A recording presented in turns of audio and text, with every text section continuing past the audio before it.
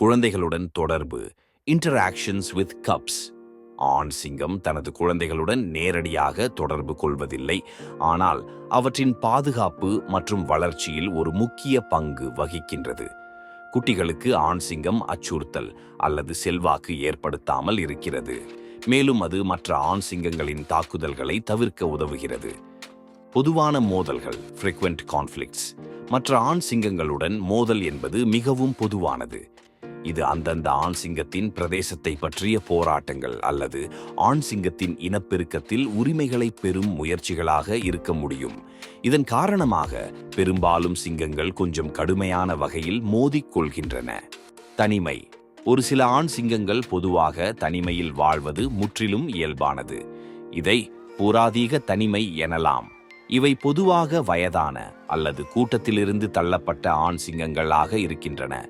இவை பொதுவாக பிரிவான அல்லது சுயநல வாழ்க்கையை வாழுகின்றன.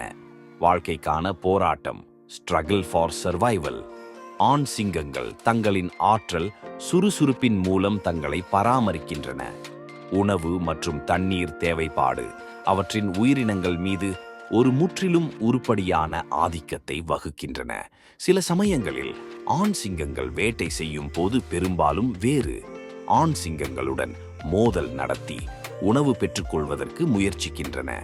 இந்த பயணம் சிங்கங்களின் பரிணாம வளர்ச்சி மற்றும் சமூக வாழ்க்கையை முழுமையாக தாண்டி அவற்றின் நடத்தை மற்றும் உயிரியல் முன்னேற்றத்தையும் பொருத்துகிறது. மேலும் இது போன்ற பயனுள்ள தகவல்களை பெற எங்கள் சேனலை சப்ஸ்கிரைப் செய்யுங்கள்.